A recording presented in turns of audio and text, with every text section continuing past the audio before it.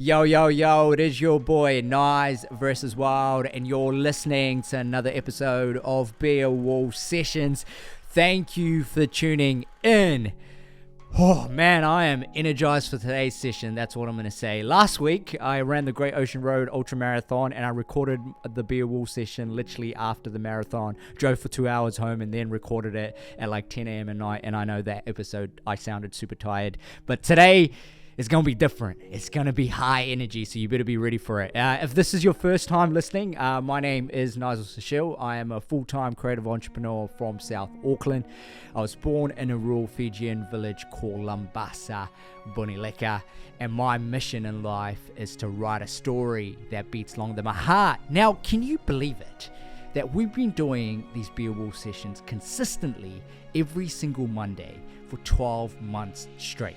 Not even one Monday missed. To be honest, every day I wake up and I think about that streak and I'm like, still can't believe it. I'm so hyped and I'm so stoked.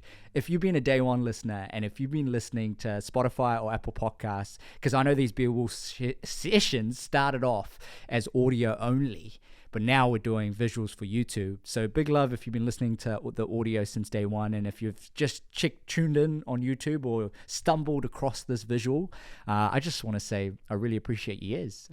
So let's get into it. Today's session is going to be about generations conversations and also the generation impact of technology. I really wanted to talk about this because I feel like I've been thinking about it a lot, especially in the last 7 days. Obviously, all these Beer Wall sessions are self-reflective of the notes that I write in my diary, and I try to articulate it in these sessions as much as I can for you to get as much value as well.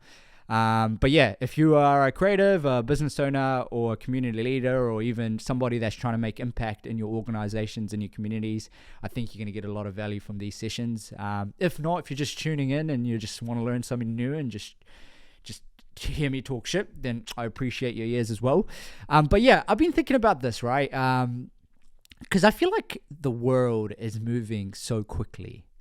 I feel like it's moving so fast at the moment. To be honest, I wake up and the day finishes so quick, and I feel like everything seems like it's moving very quickly. I don't know if you feel like this at the moment in your life, but I've been feeling it quite a bit. Maybe it's just me getting old. I turned 30 this year.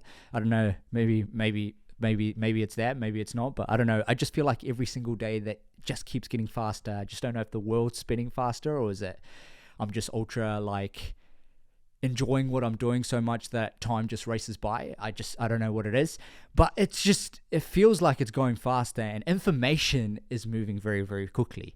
And I just started thinking about, when my parents were younger, they grew up in Fiji, in a rural Fijian village called Bunileka in Lambasa, and they didn't have technology. Like heaps of my family back at home as well. Like they didn't get access to technology as early as we did when we sort of migrated over to New Zealand. But it just got me thinking that access to technology has really grown so much in the last sort of in my generation, because I felt like even when I was at school, I was rolling around with a Nokia phone, brick phones, right? And there was no internet, there was no Instagram, Facebook, I feel like that my generation grew up without much technology, then a lot of technology and the social media era. Whereas my parents, and maybe if you're my age and your parents, you probably know that maybe they didn't have access to much technology. The only access they had for information was newspapers or reading books, or they didn't have the scroll feeds and everything else we have right now. And I don't know, I've just been thinking about this a lot, and I feel like there's one big mistake I don't know that I think I've made in the last sort of 10 years is I had this big question, especially in the Be a Wolf movement, right? I used to ask kids, what do you want to be when you grow up? And it was a big question that I used to ask kids all the time. And I had a bit of a light bulb moment the last 7 days after my Great Ocean Marathon that I actually think this isn't the right question to ask anymore. It is still super important. I feel like it's still super important. But I feel like the right question to ask now, especially how fast the world's moving with technology, AI, and everything you want to talk about right now, I feel like the right question to ask kids growing up or getting into their teenage years, or any young individual that is still trying to figure themselves out in terms of what direction they want to go, I feel like the big question is not what do you want to be when you grow up, but the question is, what problems do you want to solve in this world? I don't know. I just feel like that this is a super important question to ask yourself if you haven't already, because I don't know. I've just been thinking that like people put a lot of expectations on themselves to be a certain way or be a certain person, or I know I've done that to myself quite a bit, especially in the last 10 years or so. But now I'm slowly realizing that maybe I should have just asked what problems I want to solve. And I've been trying to unpack this in my brain, and that's why I do these sessions as well, because you probably know it helps me a lot to understand my ideas and the way I want to move forward and the direction I want to go.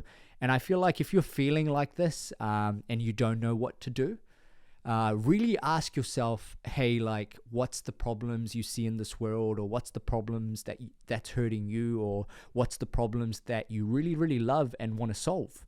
And I think it doesn't even have to be a negative thing. It could even be a positive thing.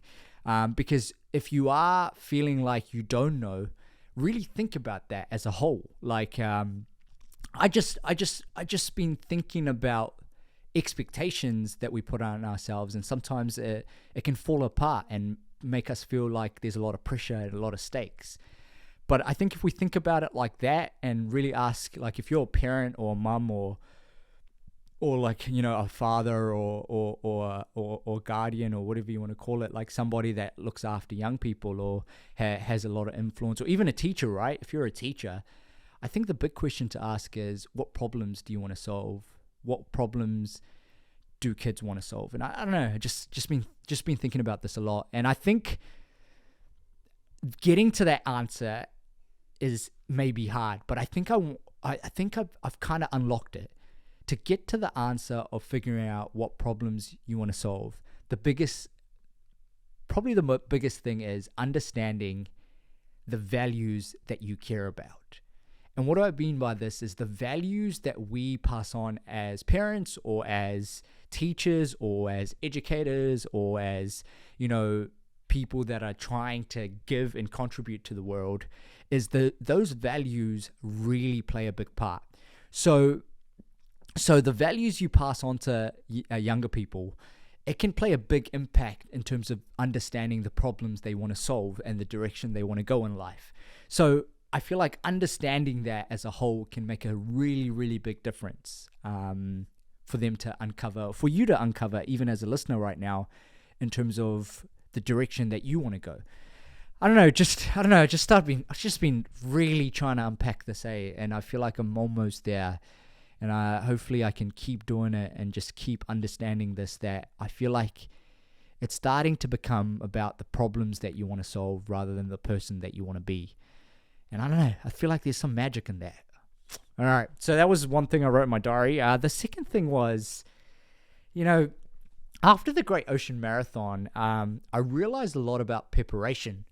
And I started to think about really deeply that sometimes it's in the act of the process, or in the act of movement, or in the act of action, that we realize the true depths of our preparation. And I've been thinking about this pretty much the whole week, and I've been obviously recovering from my run. My knee is half better, but it's not that great. And I've been realizing that, like, if I didn't put myself in difficult situations, I wouldn't have seen the level of my weaknesses. And a lot of times, like when I was prepping for my run, I didn't see that visual because I didn't put myself in that environment or in that situation of learning in the difficult task. And I feel like it's like execution is the art, right?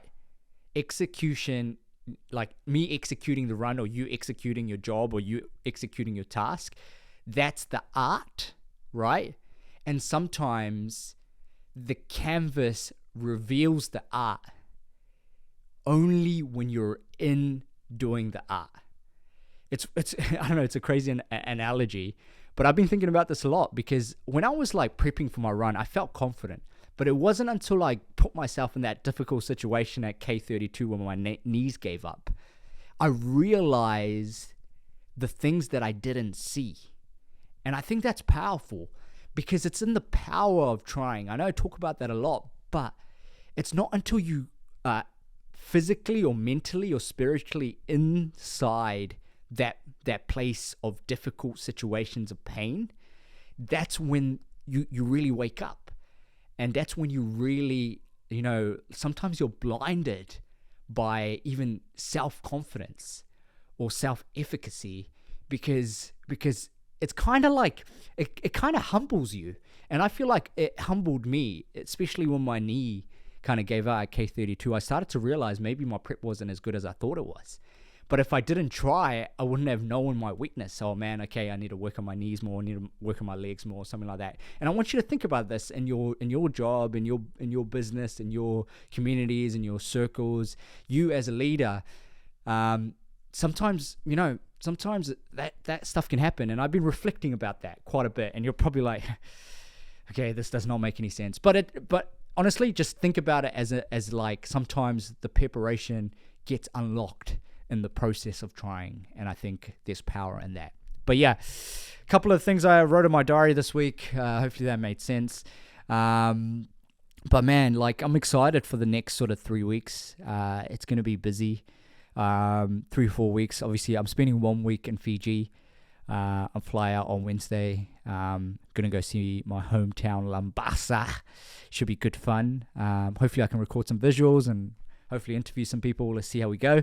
And then after that, I catch a flight to LA and then San Francisco. I haven't been back since COVID. So I think it's been like 3-4 years, but super excited. I'm traveling on my own. I haven't done that in quite a while. So a little bit nervous, a little bit excited, but I feel like there's a lot of learning to do. I feel like I'm I'm the same person with different thinking processes this time around on this trip. I've got a lot of, activities planned for future weddings as well. So super excited for that. Still trying to really grow future weddings as a big industry movement. We just launched our feature partner platform. And if you haven't gone and checked it out yet, go check it out. It's all about like helping small businesses really find themselves in that wedding space, because obviously sometimes couples struggle to find trusted vendors. And the main goal for that partner platform is to help connect the dots between couples getting married and small vendors or wedding vendors, businesses and stuff like that just give them more exposure to these couples, because I feel like a lot of times small businesses or vendors in the wedding industry struggle to have the funds to even give themselves exposure. And I feel like if I can solve that problem, I think everybody wins in the long run. But yeah, go check out the feature partner platform if you haven't already. Big little plug to my sponsor. And you're right, okay, Nigel, we get it. Feature Weddings, okay, yeah, is the only sponsor on Beer Wall Sessions. That's what I love. All right, now, I think I don't want to drag this session too long. I think a couple of points really is the whole like how fast the world's moving, to be honest. And just summarizing the session, I think it's moving quickly. And, obviously the new Fast and Furious just came out, and it's been 10 years since Paul Walker died. And I really like Paul Walker, to be honest. And it just made me realize, it's been 10 years. And I don't remember him from like the Fast and Furious movies. I actually just remember all the giving and the contribution that he made to this world through his organizations and charity work and stuff like that. And I remember him like that, and that's why I really liked him, to be honest. He was a good soul. And it just made me realize how fast the world's moving and how fast technology is moving and how fast information is moving. So just a random thought, and hopefully I spark some ideas in your head and stuff like that. The other thing was obviously, it's not until we execute our plans that we discover the true extent of our preparation. I don't know, I think there's something in that.